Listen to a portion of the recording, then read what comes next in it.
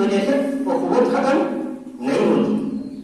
آگے کے حکومت میں ایسے ہی کہا ہے وَإِلَىٰ ثَمُودَ أَخَاهُمْ صَالِحًا فَقَالَ يَا قَوْمِ اعْبُدُوا اللَّهَ وَإِلَىٰ مَدْيَنَ أَخَاهُمْ شُعَيْبًا فَقَالَ يَا قَوْمِ اعْبُدُوا اللَّهَ.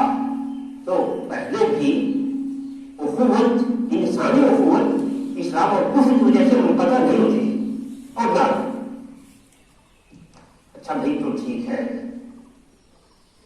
غیر مسلم ہمارے بھائی ان کا کیا حق ہے؟ اسلام غیر مسلموں کو کیا حق دیتا ہے؟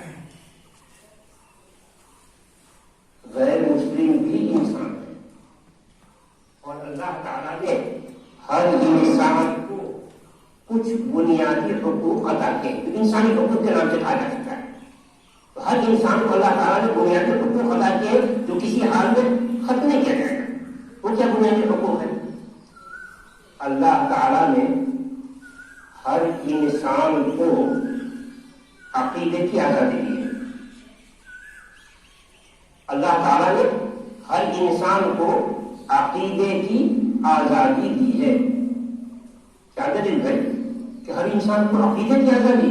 اسلام لازم نہیں، اسلام لازم نہیں، عقیدے کی آزادی. جو چاہے ایمان لائے، جو چاہے ایمان نہ لائے.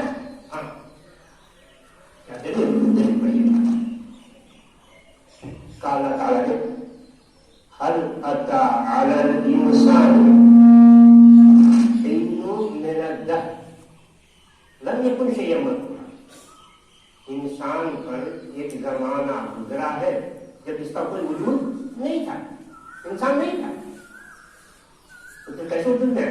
مختصر کہا هل أتى على الإنسان حين من الدهر لم يكن شيئا مذكورا.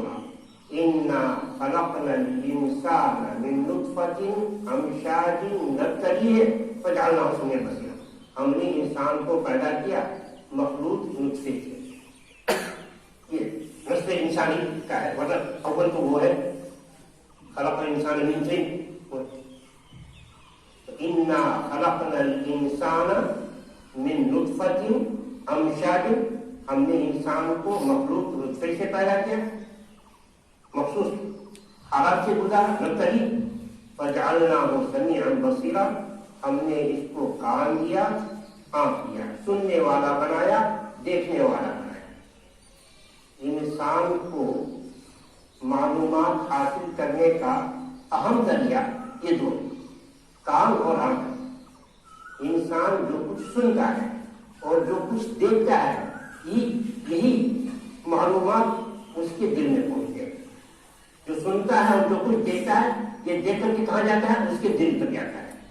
دل کا کام ہوتا ہے کہ فیصلہ لے کہ ان باتوں میں سے کس کو اپنائے اور کس کو چھوڑ دے.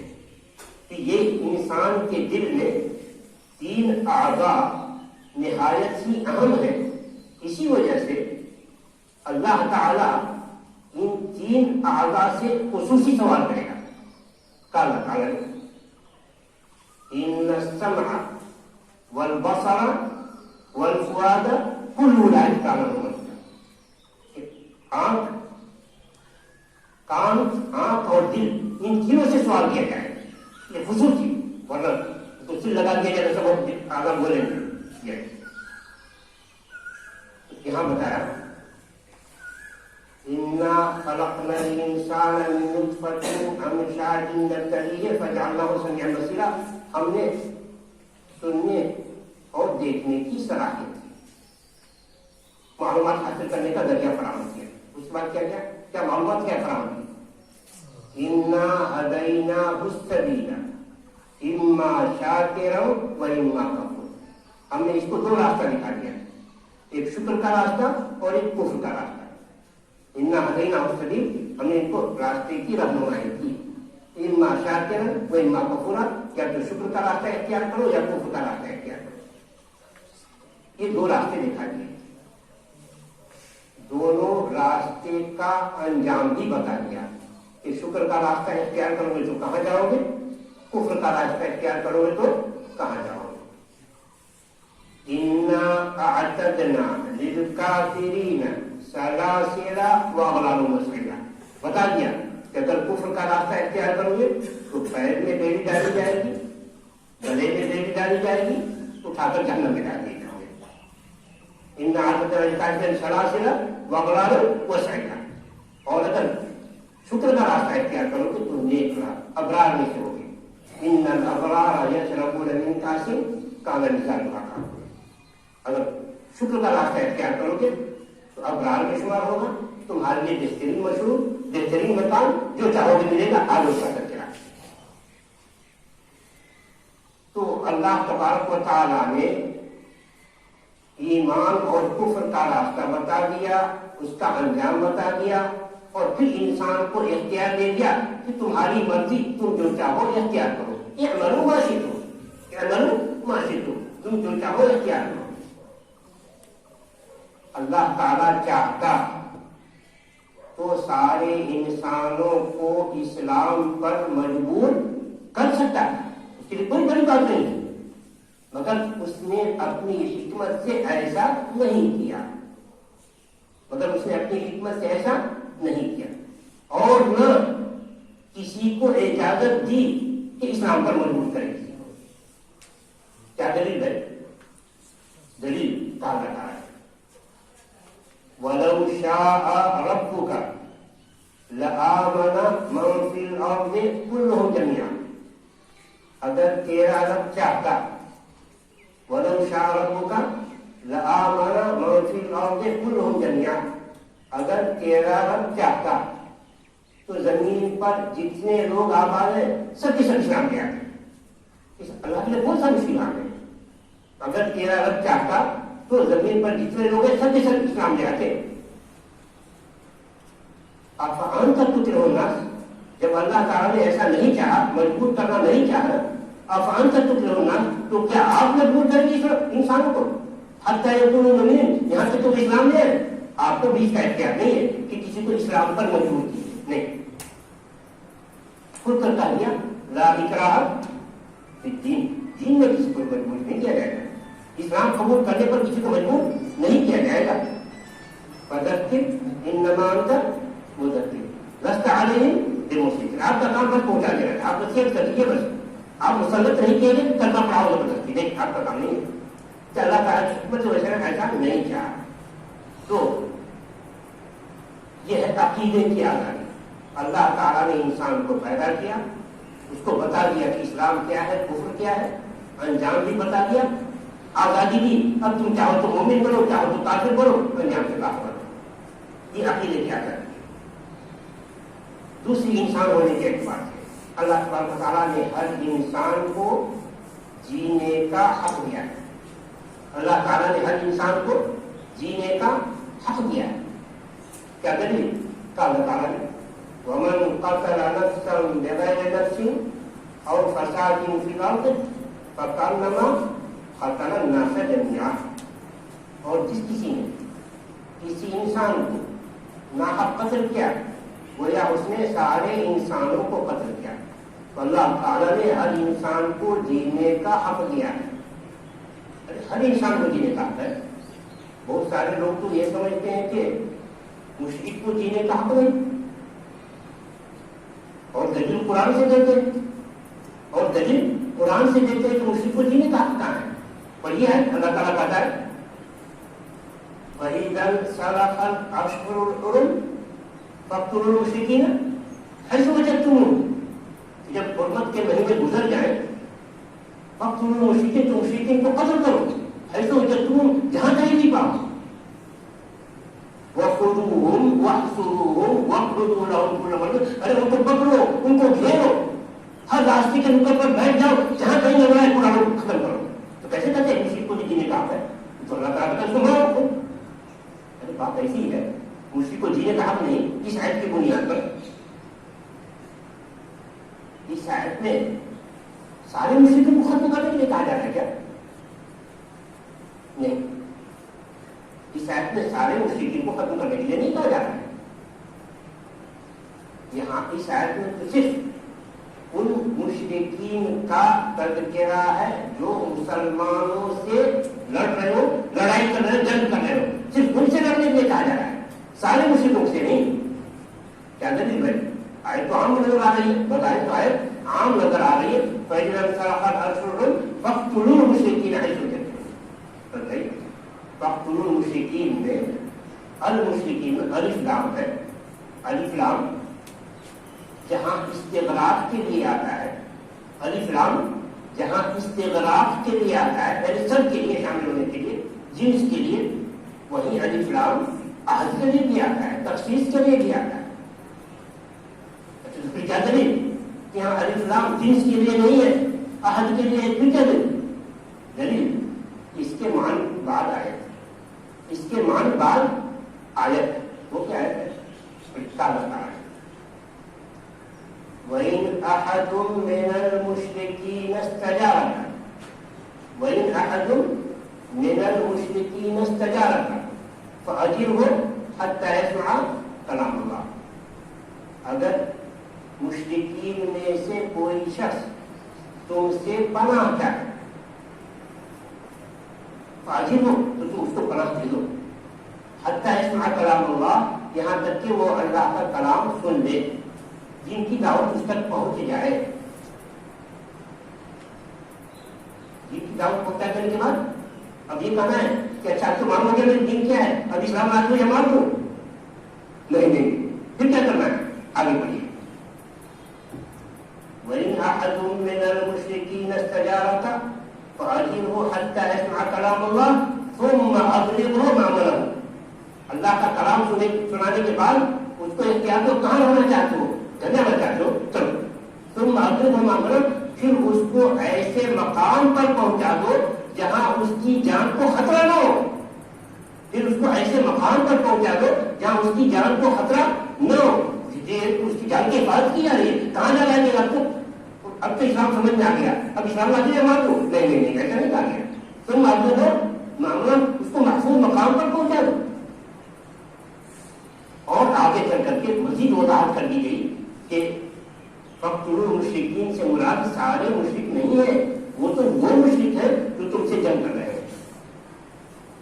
آگے چل کر 13 نمبر کی آیت 13 نمبر ہے، اس میں کہا جا رہا ہے، اس سورہ توبہ ہی کہتے ہیں أَلَا تُقَاتِلُونَ قَوْمًا نَكَثُوا أَيْمَانَهُمْ. کیا تم جنگ نہیں کرو گے ان لوگوں سے جنہوں نے اپنے معاہدے کو توڑ دیا ہے؟ أَلَا تُقَاتِلُونَ قَوْمًا نَكَثُوا أَيْمَانَهُمْ وَهَمُّوا بِإِخْرَاجِ الرَّسُولِ اور انہوں نے ہی رسول کو باہر نکالنے کا ارادہ کیا. وَهُمْ بَدَأُوكُمْ أَوَّلَ مَرَّةٍ انہوں نے ہی تو جنگ کی شروعات کی ہے. ایسے لوگوں سے لڑائی نہیں کرو گے. یہ آیت متعین کر رہی ہے کہ فَقْتُلُوا الْمُشْرِكِينَ سے عام مشرکین مراد نہیں ہے، وہ ہے جنہوں نے معاہدے کو توڑا تھا، جنہوں نے جنگ مسلمانوں پر مسلط کر رکھی تھی، ان سے جنگ کرنی. سارے لوگوں، سارے مشرکین سے نہیں، سارے مشرکین سے نہیں. تو پھر سارے مشرکین کے بارے میں کیا حکم ہے؟ سارے مشرکین کے بارے میں حکم ہے وَقَاتِلُوا فِي سَبِيلِ اللَّهِ الَّذِينَ يُقَاتِلُونَكُمْ وَلَا تَعْتَدُوا. تم اللہ کی راہ میں قتال صرف ان لوگوں سے کرو جو تم سے قتال کر رہے. وَقَاتِلُوا فِي سَبِيلِ اللَّهِ الَّذِينَ يُقَاتِلُونَكُمْ جو تم سے قتال کر رہے انہی سے قتال کرو. وَلَا تَعْتَدُوا اس سے آگے متجاوز نہ ہو. جو تم سے قتال نہیں کر رہے ہو ان سے قتال کرو، ان سے جنگ چلو، نہیں ایسا مت کرو. بلکہ تمہاری جنگ چل رہی تھی اور انہوں نے صلح کی پیشکش کی ہے تو صلح کو قبول کرو، جنگ جاری مت رکھو. جنگ جاری مت رکھو، جنگ جاری مت رکھو. کہا وَإِن جَنَحُوا لِلسَّلْمِ فَاجْنَحْ لَهَا وَتَوَكَّلْ عَلَى اللَّهِ. وَإِن جَنَحُوا لِلسَّلْمِ جنگ ہو رہی تھی، مگر اگر وہ صلح کی پیشکش کرے، صلح کی طرف مائل ہو، فَاجْنَحْ لَهَا تو صلح کو قبول کرو. وَتَوَكَّلْ عَلَى اللَّهِ اللہ پر بھروسہ رکھو. یہ مت سوچو کہ ابھی تو ہماری فتح ہو رہی ہے، یہ جان بچانے کے لیے صلح کی پیشکش کر رہا ہے، یہ تو ہم کو دھوکہ دے رہا ہے. جب اس کے پاس کی حکومت ہوگی تو بڑھتا حملہ کرے گا، اس لیے ہم ختم کر دوں اس کو. موقع ہے، اچھا موقع ہے. نہیں، تم ختم کرنے کے لیے نہیں ہے، تم ختم کرنے کے لیے نہیں ہے، تم تو جہنم سے بچانے کے لیے آئے. تو جہنم سے بچانے کی فکر کرو. وہ رہیں گے کبھی بھی جہنم سے بچانے کی کوشش کرو گے، مان دو پھر کہاں سے بچیں گے؟ صرف پندرہ میں بچارے.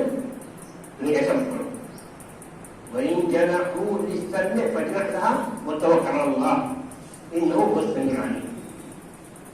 کیا ٹھیک کہ جو تم صلح کی پیشکش کر رہا ہے کرتے کہ اس کے دل میں خوف ہو کہ چلو ابھی ہم جان بچا لیں گے، پھر قوت جمع کریں گے، پھر حملہ کریں گے.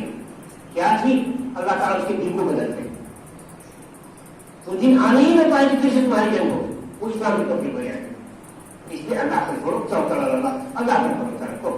انہوں سے کوئی سننے والا ہے، وہ جاننے والا ہے. دوبارہ تو سارے ہم یہ کہہ رہے تھے کہ ہر انسان کو جینے کا حق اللہ تعالیٰ نے دیا ہے. کسی بھی انسان کو ناحق قتل نہیں کیا جائے گا.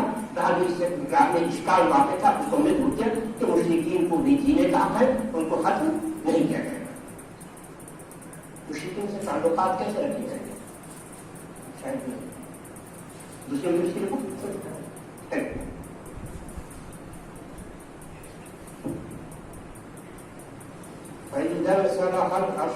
ہمیں کیا کہ جنگ صرف ان لوگوں سے کی جائے گی جو مسلمانوں پر جنگ مسلط کرتے ہیں، اور کچھ نہیں جنگ کی. اسلام میں غیر مسلموں سے جنگ کی تو وہی بیان کی. ایک تو اپنے دفاع کے لیے، ایک تو اپنے دفاع کے لیے کہ اللہ تعالیٰ نے کہا وہ دینا للذین یقاتلون بأنہم ظلموا، کہ جنگ کی اجازت دی گئی مسلمانوں کو اس وجہ سے کہ ان پر جنگ مسلط کر دی گئی ہے. اسی کو دوسری آیت میں وقاتلوا فی سبیل اللہ الذین یقاتلونکم، یہ ہے اپنے دفاع کے لیے. اور دوسرا ہے مظلومین کے دفاع کے لیے، مظلوموں کے دفاع کے لیے، مظلوموں کے دفاع کے لیے.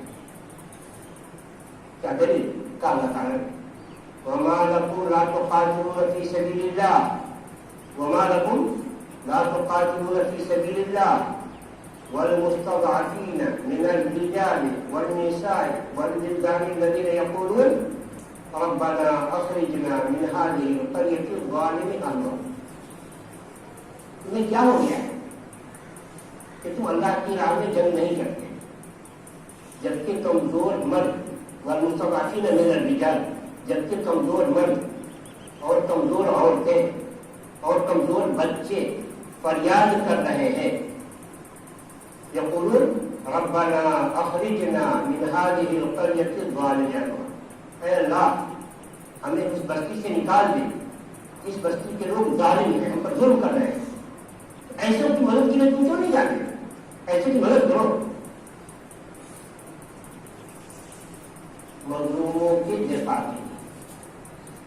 تو کیا مسلمانوں پر جہاں کہیں بھی ظلم ہو رہا ہو دنیا میں، ایک مسلمان پر واجب بنتا ہے تو اس کی مدد پر پہنچ جائے.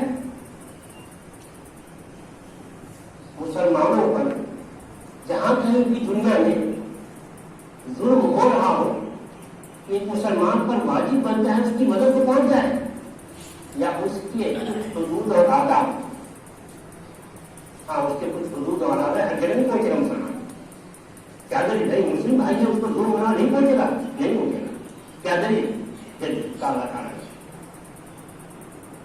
وَإِنِ اسْتَنْصَرُوكُمْ فِي الدِّينِ وَإِنِ اسْتَنْصَرُوكُمْ فِي الدِّينِ فَعَلَيْكُمُ النَّصْرُ إِلَّا عَلَىٰ قَوْمٍ بَيْنَكُمْ وَبَيْنَهُمْ مِيثَاقٌ. اور اگر تم سے مدد طلب کرے دین کو لے کر کہ میں مسلمان ہوں، اس وجہ سے مجھے میرے ساتھ زیادتی لوگ کر رہے ہیں، مجھ کو ستا رہے ہیں، فعلیکم النصر، تو تم پر ان کی مدد واجب. الا علی قوم بینکم وبینہم میثاق، ہاں تم اپنے مسلم بھائی کی مدد کے لیے بھی وہاں نہیں پہنچو گے جس قوم سے تمہارا معاہدہ ہے. الا علی قوم بینکم وبینہم میثاق، تو جس قوم کے ساتھ تمہارا معاہدہ ہے وہاں اگر مسلم بھائی پر زیادتی ہو رہی ہے، ظلم ہو رہا ہے، تو وہاں نہیں پہنچے گا، معاہدے کے خلاف ورزی نہیں کرو گے. اب یوں کہہ لیجیے اس وقت اقوام متحدہ کے تحت سارے ممالک ایک دوسرے سے معاہدے کیے ہوئے ہیں، دوسرے ملک میں مداخلت نہیں کریں گے. اس معاہدے کا تقاضا ہے کہ ایک مسلم جس حکومت میں رہ رہا ہے اس حکومت کے معاہدہ کی پابندی کرتے ہوئے دوسرے ملک میں مسلمانوں کی مدد کو نہ پہنچے. مسلمان پر ظلم ہو رہا ہے اور نہ پہنچے، اس کی کوئی مثال ہے کہ مسلمان پر ظلم ہو رہا ہو اور مسلمان مدد نہ کرے اس کی کوئی مثال؟ ہاں مثال کہاں؟ عہد نبوی میں. عہد نبوی میں کیا مثال ہے؟ رسول اکرم صلی اللہ علیہ وسلم سن 6 ہجری میں صحابہ کرام کو لے کر عمرہ کے لیے روانہ. جب مقام حدیبیہ پر پہنچے مشرکین مکہ کو خبر لگ گئی کہ مدینے سے لوگ آ رہے ہیں. انہوں نے سوچا کہ ہم نے ان کو مکے سے باہر کیا ہے، بدلہ لینے کے لیے آ رہے ہیں. چنانچہ پوری جنگی تیاری کے ساتھ وہ مقام حدیبیہ پر پہنچے. کفار مکہ رسول اکرم صلی اللہ علیہ وسلم نے ان کو سمجھانے کی کوشش کی کہ ہم جنگ کے لیے نہیں آ رہے، ہم تو بس عمرہ کرنے کے لیے آ رہے ہیں، عمرہ کریں گے واپس آ جائیں گے. مگر انہوں نے ایک نہیں مانی.